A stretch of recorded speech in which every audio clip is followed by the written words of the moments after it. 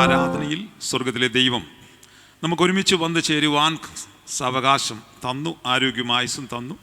ആ നല്ല കർത്താവിന് എല്ലാ മഹത്വവും പുകഴ്ചയും ആരാധനയും അർപ്പിക്കുന്നു.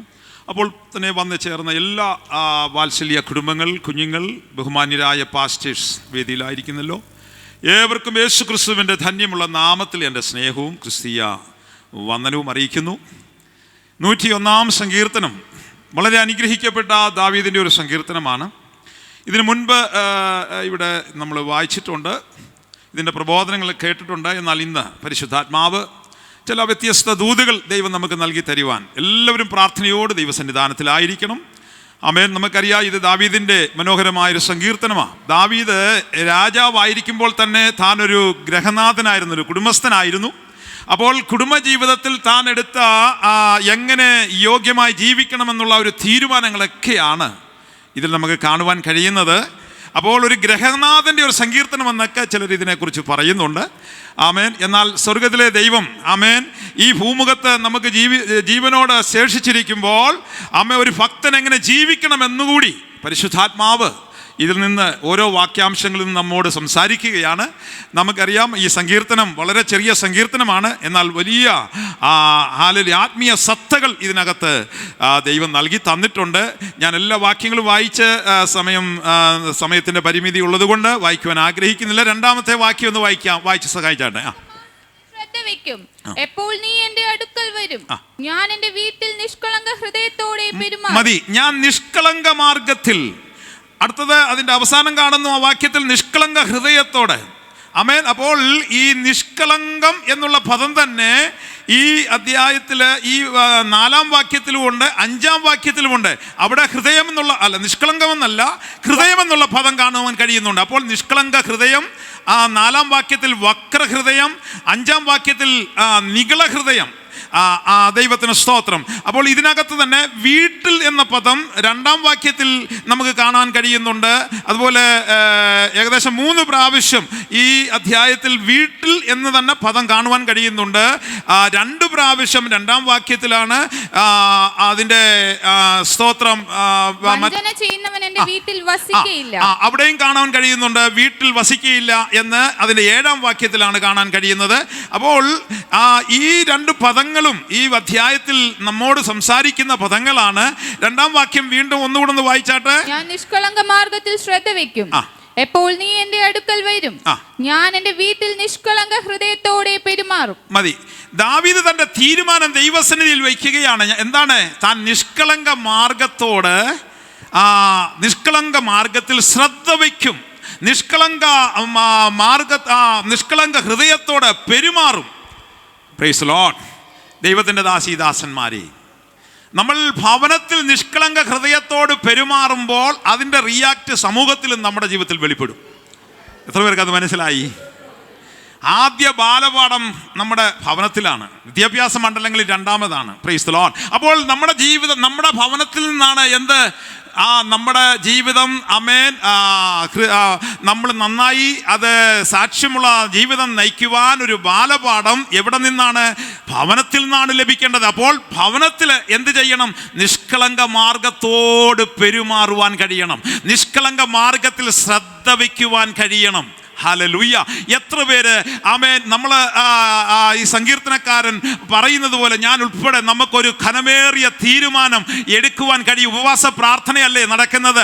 ആമേൻ. ഞാൻ എൻ്റെ ഭവനത്തിൽ നിഷ്കളങ്ക ഹൃദയത്തോട് പെരുമാറും, നിഷ്കളങ്ക മാർഗത്തിൽ ശ്രദ്ധ വയ്ക്കുമെന്ന് എത്ര പേര് ഈ സഭാമധ്യ തീരുമാനമെടുക്കുവാൻ കഴിയും? ഹല്ലേലൂയ. അപ്പോൾ ഭവനത്തിൽ പഠിക്കുന്നത് പുറത്ത് വെളിപ്പെടുന്നത്. ഇതിന്റെ 3-ാം വാക്യത്തിൽ 4-ാം വാക്യത്തിൽ കണ്ടു, വക്രഹൃദയമുള്ളവൻ. അന്ന് വായിച്ചേ. വക്രഹൃദയം എന്നോട് അകന്നിരിക്കും, ദുഷ്ടതയെ ഞാൻ അറിയുകയില്ല.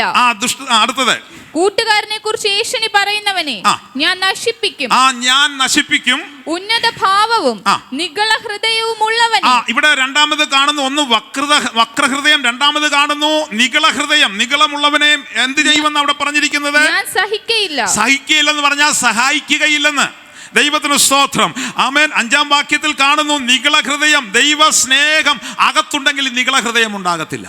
നമുക്കറിയാം, അവൻ ദൂതന്റെ ആ സ്ഥിതിയിൽ നിന്നും തട്ടി കളഞ്ഞത് അവൻ നിഗളിച്ചത് കൊണ്ടായിരുന്നു പിശാചായി മാറിയത്. Praise lord, hallelujah. അങ്ങനെയെങ്കിൽ നിഗള ഹൃദയം, അവൻ ദൈവം നിഗളികളോട് എതിർത്ത് നിൽക്കുന്നു എന്ന് പറയുന്നുണ്ട് വേദപുസ്തകം യാക്കോബിന്റെ ലേഖനത്തിൽ. അവൻ നിഗള ഹൃദയം ദൈവം വെറുക്കുന്ന ഒരു ഹൃദയമാണ്. വക്രഹൃദയം ദൈവം വെറുക്കുന്ന ഒരു ഹൃദയമാണ്. ഇവിടെ ഇരിക്കുന്നവര് വക്രഹൃദയക്കാരുണ്ടെന്ന് ഞാൻ പറയുകയല്ല. നമുക്കറിയാം ഈ ലോകത്തിലോട്ട് നമ്മൾ നോക്കുമ്പോൾ ഈ വക്രഹൃദയം ഉള്ളവരുടെ ഹൃദയങ്ങളിൽ നിന്ന് എന്ത് ഉണ്ടാകുന്നതെന്നറിയാമോ? നിഷ്ഠൂര പ്രവർത്തികൾ ചെയ്യുവാൻ അവർ മുതിരും. അവരൊരു പ്രാവശ്യം പിടിക്കപ്പെട്ടു ജയിലിൽ കിടന്നാലും പരോളിൽ വരും. ഈ പേപ്പറിലെല്ലാം നമ്മൾ കണ്ടുകൊണ്ടിരിക്കുകയാണ്. പരോളിൽ വരുന്ന സമയമാകുമ്പോഴത്തേന് അവരിങ്ങനെ മെനയും, ഇനി എന്ത് വക്രത ഞാൻ ചെയ്യുവാൻ കഴിയണം, ഏത് കൊലപാതകം ചെയ്യണം, ഏത് മോഷണം ചെയ്യുവാൻ കഴിയണമെന്ന് അവരുടെ ഹൃദയത്തിൽ മാനസാന്തരം ലഭിക്കാത്തിടത്തോളം ആ വക്രഹൃദയം അവരിങ്ങനെ അത് വെച്ച് പുലർത്തും. ആമേൻ. അപ്പോൾ ഇതെല്ലാം ദൈവം എന്ത് ചെയ്യുന്നു? വെറുക്കുന്നതാ. നിഗളം നമുക്കറിയാം. ആമേൻ. പൗലോസിന് നിഗളിച്ചു പോകാതിരിക്കുവാൻ സാത്താനെ തന്നെ കുത്തുവാൻ ഏൽപ്പിച്ചു. ആമേൻ. എന്താ സംഭവം? ദൈവം എടുക്കാൻ തീരുമാനിച്ചാൽ തീർന്നു പരിപാടി. ഹല്ലേലൂയ, ദൈവത്തിന് സ്തോത്രം. ആമേൻ. അപ്പോൾ ഫസ്റ്റ് കൊരിന്ത്യർ 13-ാം അധ്യായം അതിന്റെ 5-ാം വാക്യത്തിൽ കാണുന്നു, സ്നേഹം എന്ത് ചെയ്യുന്നില്ല? നിഗളിക്കുന്നില്ല, ചീർക്കുന്നില്ല. ഒരു കൂട്ടം കാര്യങ്ങൾ താഴോട്ട് പറയാനുണ്ട്. അത് സമയത്തിന്റെ പരിമിതിയിൽ അതിലൊന്നും ഞാൻ പോകുന്നില്ല. ദൈവത്തിന് സ്തോത്രം. 1 തിമോത്തിയോസിന്റെ ലേഖനം 3-ാം അധ്യായം 6-ാം വാക്യത്തിൽ കാണുന്നുണ്ട്, നിഗളിച്ചിട്ട് പിശാചിന് വന്ന ശിക്ഷാവിധിയിൽ അകപ്പെടാതിരിപ്പാൻ പുതിയ ശിഷ്യനും അരുത്. നിഗളിച്ചിട്ട് പിശാചിന് വന്ന ശിക്ഷാവിധിയിൽ അകപ്പെടാതിരിപ്പാൻ പുതിയ ശിഷ്യനും അരുത്. ഇതിനെക്കുറിച്ച് ഞാൻ വിവരിക്കുന്നില്ല. ഇവിടെ ഇരിക്കുന്ന എല്ലാം നല്ല വചന പ്രാവണ്യമുള്ളവരാണ്. ദൈവത്തിന് സ്തോത്രം. ഹല്ലേലൂയ, ആമേൻ, ആമേൻ. നമുക്ക് ഇതിന്റെ 2-ാം വാക്യം ഒന്നുകൂടെ വായിച്ചേ. ഞാൻ നിഷ്കളങ്ക മാർഗ്ഗത്തിൽ ശ്രദ്ധ വയ്ക്കും. ഞാൻ നിഷ്കളങ്ക മാർഗ്ഗത്തിൽ ശ്രദ്ധ വയ്ക്കും. എപ്പോൾ നീ എന്റെ അടുക്കൽ വരും. അപ്പോൾ നീ എന്റെ അടുക്കൽ വരും. അടുത്തത്, ഞാൻ എന്റെ വീട്ടിൽ നിഷ്കളങ്ക ഹൃദയത്തോടെ പെരുമാറും. ഞാൻ എന്റെ വീട്ടിൽ നിഷ്കളങ്ക ഹൃദയത്തോട് പെരുമാറും. Praise the lord. ആമേൻ. നമുക്കറിയാം 15-ാം സങ്കീർത്തനം 1-ാം വാക്യം ഒന്ന് വായിച്ച് അതിനോട് ചേർന്നൊരു വാക്യമല്ലേ? നമ്മുടെ സ്വർഗീയ കൂടാരത്തിൽ യഹോവേ നിന്റെ കൂടാരത്തിൽ ആർ പാർക്കും. യഹോവേ നിന്റെ കൂടാരത്തിൽ ആർ പാർക്കും. നിന്റെ വിശുദ്ധ പർവ്വതത്തിൽ ആർ വസിക്കും. നിന്റെ വിശുദ്ധ പർവ്വതത്തിൽ ആർ വസിക്കും. നിഷ്കളങ്കനായി നടന്ന നീ ഒന്നാമത് എന്ത് ചെയ്യണം? നിഷ്കളങ്കനായി നീ നടക്കണം. അടുത്തത്, നീതി പ്രവർത്തിക്കണം. നമുക്കറിയാം, ഭാഗത്തേക്ക് പോകുന്നില്ല. ആമേൻ. ആ ഭാഗത്ത് നമുക്ക് ഒത്തിരി വീട്ടിലിരുന്ന് പഠിച്ച് ആത്മാവിൽ ഗ്രഹിച്ച് നമുക്ക് ജയജീവിതം നടത്തുവാൻ കഴിയുന്ന വാക്യാംശങ്ങളാണ് ആ 15-ാം സങ്കീർത്തനം എന്നൊക്കെ പറയുന്നത്. ആമേൻ. ആമേൻ. ഉൽപ്പത്തി പുസ്തകം 6-ാം അധ്യായം 9-ാം വാക്യത്തിലേക്ക് വരുമ്പോൾ നോഹയുടെ വംശപാരമ്പര്യം എന്തെന്നാൽ നോഹ നീതിമാനും അവൻ തന്റെ തലമുറയിൽ നിഷ്കളങ്കനുമായിരുന്നു. ദൈവത്തിന് സ്തോത്രം. നമുക്കറിയാം, അല്പജനം എന്ന് വെച്ചാൽ 8 പേര് മാത്രം രക്ഷപ്പെട്ടു. ഭൂരിപക്ഷവും തള്ളിക്കളഞ്ഞു. ഞാൻ പറയട്ടെ സഹോദരങ്ങളെ, ദൈവത്തിന്റെ വ്യവസ്ഥിതി തെറ്റിച്ചു കഴിഞ്ഞാൽ ഭൂരിപക്ഷമാണെന്ന് പറഞ്ഞ് ദൈവത്തിന് അവിടെ യാതൊരുവിധ ആനുകൂല്യവും ചെയ്യുകയില്ല, തള്ളിക്കളയും. 8 പേരെ ഉള്ളേലും പെട്ടകത്തിനകത്ത് അതും മതി. ദൈവം തന്റെ രാജ്യത്ത് കൊണ്ടുപോകുക, നിത്യതയിൽ കൊണ്ടുപോകുവാൻ ദൈവം ചെയ്ത വ്യവസ്ഥിതിയുണ്ട്. ആ വ്യവസ്ഥയ്ക്ക് വിരുദ്ധമായി ജീവിച്ചു കഴിഞ്ഞാൽ കൈവിടപ്പെട്ടു പോകുമെന്നുള്ള ഒരു മുന്നറിയിപ്പ് കൂടെയാണ് നോഹയെ കുറിച്ച് നമ്മൾ പഠിക്കുവാൻ കഴിയുന്നത്. ദൈവത്തിന് സ്തോത്രം. 119-ാം സങ്കീർത്തനം 1-ാം വാക്യത്തിൽ വായിക്കുന്നു, യഹോവയുടെ ന്യായപ്രമാണം അനുസരിച്ച് വാക്കുകൾ പഠിക്കുമ്പോൾ ഇംഗ്ലീഷ് മറ്റ് തർജ്ജമയൊക്കെ കാണുമ്പോൾ എല്ലാ നടപ്പിലും എന്ത് ചെയ്യണം? നമ്മൾ നിഷ്കളങ്കരായി നടക്കുവാനിടയായി തീരണം. വാഹനം ഓടിക്കുമ്പോൾ, ബൈക്ക് ഓടിക്കുമ്പോൾ, ഭവനത്തിലായിരിക്കുമ്പോൾ, നടന്നു പോകുമ്പോൾ, സ്കൂളിലായിരിക്കുമ്പോൾ, കോളേജിലായിരിക്കുമ്പോൾ, ജോലിയിലായിരിക്കുമ്പോൾ എല്ലാ നടപ്പിലും നമ്മൾ എന്ത് ചെയ്യണം? നിഷ്കളങ്കരായിരിക്കണം. എഫേസ്യർ 1:4 എന്താ വായിക്കുന്നത്?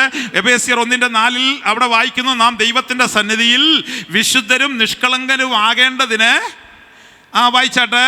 കർത്തൃസേവ നിമിത്തം ബദ്ധനായിരിക്കുന്ന ഞാൻ പ്രബോധിപ്പിക്കുന്നത് നിങ്ങളെ വിളിച്ചിരിക്കുന്ന വിളിക്ക് യോഗ്യമാവണ്ണം. നല്ലല്ലോ. 1:4 നാം ദൈവത്തിന്റെ സന്നിധിയിൽ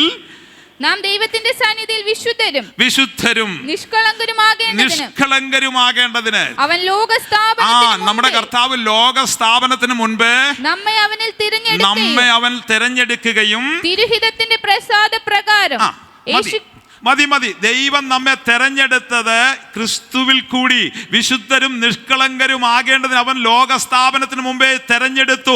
നമുക്കറിയാം നമ്മുടെ കർത്താവിൻ്റെ രക്തമെന്ന് പറയുന്നത് ആ പുണ്യാഹ രക്തം നിഷ്കളങ്ക രക്തമാണ്. അപ്പോൾ നിഷ്കളങ്ക രക്തത്താൽ നമ്മളെ വീണ്ടെടുത്തെങ്കിൽ നമ്മളും എന്ത് ചെയ്യണം? നിഷ്കളങ്കരായി ജീവിക്കുവാൻ ആ കർത്താവ് ആഗ്രഹിക്കുന്നത്.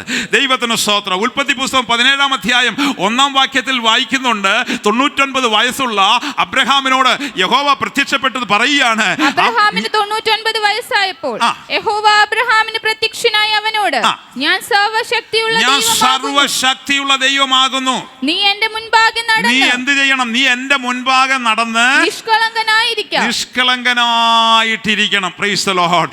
എന്റെ മുൻപാകെ എപ്പോഴും ദൈവം എന്റെ മുൻപിലുണ്ടെന്നുള്ള ചിന്ത നമ്മളെ ഭരിച്ചുകൊണ്ടിരിക്കണം. അതുകൊണ്ട് എന്റെ മുൻപാകെ നീ നിഷ്കളങ്കനായി നടക്കണം. ദൈവത്തിനൊന്നും മറവല്ല, ഇരുട്ടുപോലും മറവല്ല, അഗ്നിജാലയ്ക്കത്തുള്ള കണ്ണുള്ളവനാണ് പറയുന്നത്. എൻ്റെ മുൻപാകെ നീ എന്ത് ചെയ്യണം? നിഷ്കളങ്കനായി നടക്കണം. അതുകൊണ്ടാണ് നമ്മുടെ വാഴ്ത്തപ്പെട്ട കർത്താവ് മത്തായി സുവിശേഷം അതേ 10-ാം അധ്യായം 10-ാം വാക്യത്തിൽ വായിക്കുന്നുണ്ട്, 16-ാം വാക്യത്തിലാണ് വായിക്കുന്നുണ്ട്, പാമ്പിനെ പോലെ ബുദ്ധിയും പറവകളെ പോലെ കളങ്കമില്ലായ്മയും ഉണ്ടായിരിക്കണമെന്ന്. അപ്പോൾ നിഷ്കളങ്കമായ കളങ്കമില്ലാത്തതായ ഹല്ലേലൂയ ഒരു ജീവിതമാണ് ക്രിസ്തീയ ജീവിതം എന്നുള്ളത് നമ്മൾ തിരിച്ചറിയണം. Praise the lord. ആമേൻ. ഈ ഭാഗത്ത് 103-ന്റെ 2-ാം വാക്യത്തിലേക്ക് വീണ്ടും വന്നാട്ടെ, വീണ്ടും ഒന്നുകൂടെ വായിച്ചാട്ടെ. ഞാൻ നിഷ്കളങ്ക മാർഗത്തിൽ ശ്രദ്ധ വയ്ക്കും, എപ്പോൾ നീ എൻ്റെ അടുക്കൽ വരും. എപ്പോൾ നീ എൻ്റെ അടുക്കൽ വരുമ്പോൾ എന്ന് പറയുമ്പോൾ നിഷ്കളങ്ക മാർഗത്തിൽ ശ്രദ്ധ വയ്ക്കുമ്പോൾ, നിഷ്കളങ്ക ഭവനത്തിൽ നിഷ്കളങ്ക മാർഗത്തിൽ ആമേ പെരുമാറുമ്പോൾ അപ്പോൾ എൻ്റെ അടുക്കൽ വരുമെന്ന്. എത്ര പേർക്ക് അതങ്ങോട്ട് മനസ്സിലായി? കർത്താവ് അടുത്തു വരുമെന്ന്. ഹല്ലേലൂയ. കർത്താവ് അപ്പോൾ അടുത്തു വരുമെന്ന് നമുക്കറിയാം. യേശു കർത്താവ് എരിഹോവിലൂടെ പോയപ്പോൾ അവൻ സക്കായി അതേ കാട്ടത്തി മരത്തിൻ്റെ മുകളിൽ എന്നെ ആരും കാണണ്ട എന്ന് പറഞ്ഞ് കർത്താവിനെ ഒന്ന് കാണണമെന്നുള്ള ആഗ്രഹത്തോട് കയറിപ്പറ്റി. എന്നാൽ കർത്താവ് അവനെ തേടിയായിരുന്നു അന്നത്തെ തൻ്റെ യാത്ര. ഹല്ലേലൂയ. കർത്താവ് പറഞ്ഞു, സക്കായിയെ നീ വേഗം ഇറങ്ങി വാ, ഇന്ന് നിന്റെ ഭവനത്തിൽ പാർക്കേണ്ടതാകുന്നു. കാരണം എന്താണെന്നറിയാമോ? നമ്മുടെ ഉള്ളങ്ങളെ അകവും ഒരുപോലെ അറിയുന്ന കർത്താവിനറിയാം അവൻ മാനസാന്തരപ്പെടുവാൻ യോഗ്യനാണ്. അവന് ഹല്ലേലൂയ സക്കായിയോട് പറഞ്ഞു, നീ നിന്റെ വീട്ടിൽ ഞാൻ ഇന്ന് പാർക്കേണ്ടതാകുന്നു. കാരണം എന്താണെന്നറിയാമോ? അവൻ ചതിയനാ ലോകത്തിന്റെ മുൻപിൽ. എന്നാൽ അവൻ എന്താ പറഞ്ഞത്? ഞാൻ ചതിവായി വാങ്ങിയതെല്ലാം 4 ഇരട്ടി മടക്കി കൊടുക്കും. ഹല്ലേലൂയ. ഞാൻ ദരിദ്രന്മാർക്ക് എൻ്റെ ധനം വിറ്റ് ദരിദ്രന്മാർക്ക് ഞാൻ കൊടുക്കും. ഇതൊക്കെ പറയുമെന്ന് കർത്താവിന് അറിയാം. അതുകൊണ്ട് അവൻ്റെ വീട്ടിൽ ദൈവം പാർത്തു. അവനോട് കർത്താവ് പറഞ്ഞത് എന്താണ്? ഇവനും അബ്രഹാമിന്റെ മകനാ. ഹല്ലേലൂയ. കാണാതെ പോയതിനെ തെരഞ്ഞു രക്ഷിപ്പാനല്ലോ മനുഷ്യപുത്രൻ വന്നത്. ഹല്ലേലൂയ. ഒരു കാലത്ത് കാണാതെ പോയ നമ്മയും ദൈവം തെരഞ്ഞെടുത്തതാ കേട്ടോ. ആ ബോധ്യമുള്ളവർ കരങ്ങൾ ഉയർത്തി ഹല്ലേലൂയ പറഞ്ഞാട്ട്. ആമേൻ. ഹല്ലേലൂയ. ഓ നമുക്കറിയാം നമ്മുടെ കർത്താവ് ആമേൻ നമ്മുടെ ഭവനത്തിൽ വസിക്കണമെങ്കിൽ ഭവനം എന്തായിരിക്കണം?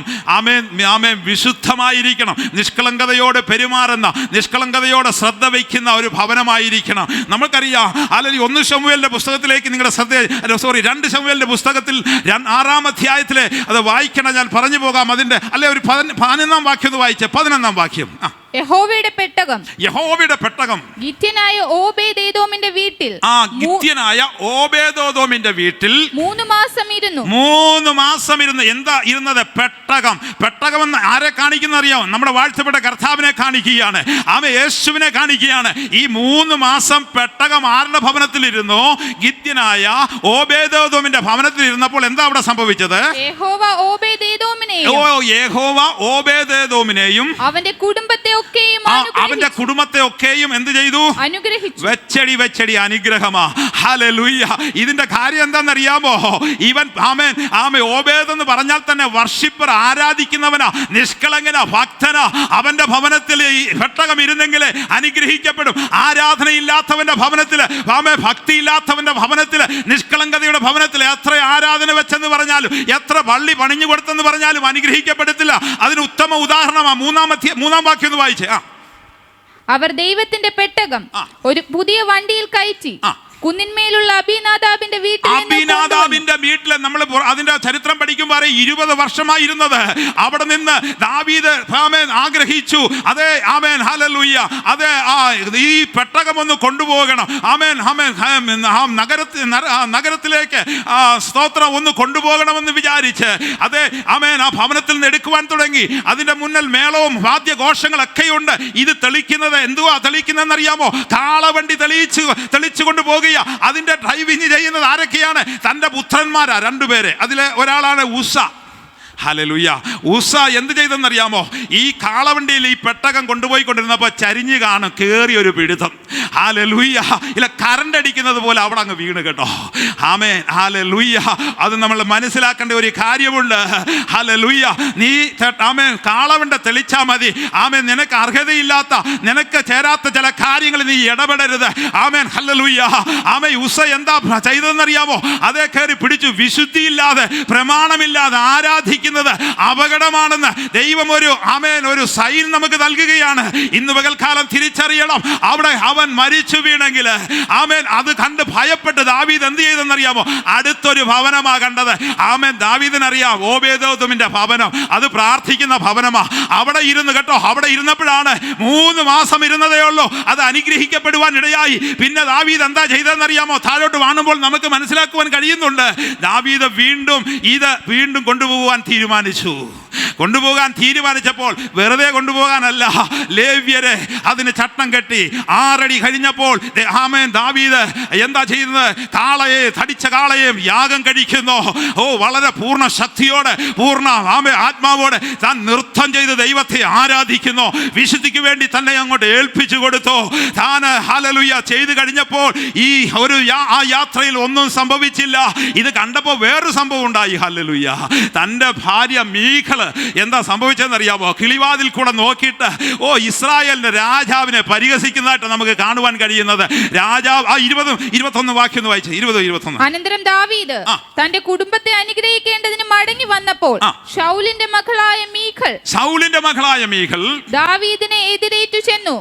നിസ്സാരന്മാരിൽ ഒരുത്തൻ വെറും നിസ്സാരമാക്കി കളഞ്ഞു. ഹല്ലേലൂയ.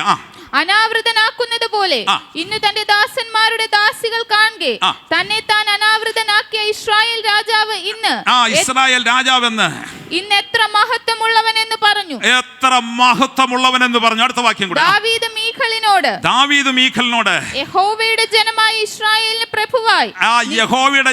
ഇസ്രായേലിന്റെ പ്രഭുവായി നിയമിപ്പാൻ തക്കവണ്ണം നിന്റെ അപ്പനിലും അവന്റെ സകല ഗ്രഹത്തിലുപരിയായി എന്നെ തെരഞ്ഞെടുത്തിരിക്കുന്ന യഹോവയുടെ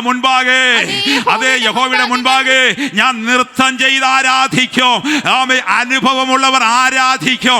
ആമേൻ ഹല്ലേലൂയ. ആരാധനയെ കുറ്റം പറഞ്ഞ് ഹല്ലേലൂയ ആരാധനയെ കളിയാക്കുമ്പോഴും അനുഭവമുള്ളവൻ ആ കളിയാക്കൽ കണ്ട് മാറി നിൽക്കുകയല്ല, ഒറ്റപ്പെടൽ കണ്ട് മാറി നിൽക്കുകയല്ല, അവൻ ആരാധിക്കും. കാര്യം എന്താണെന്നറിയാമോ? എന്നെ കൊണ്ടുവന്ന വിധങ്ങളെ ഓർക്കുമ്പോൾ ഒരു യോഗ്യതയും ഇല്ലാതിരുന്ന എന്നെ കുഴഞ്ഞ ചേറ്റിൽ നിന്ന് എന്നെ കരകയറ്റിയ ഹല്ലേലൂയ ഒരു അഡ്രസ്സും ഇല്ലാതിരുന്ന എന്നെ കൊണ്ടുവന്ന കർത്താവിനെ ദൈവ പൈതൽ ആരാധിക്കൂ.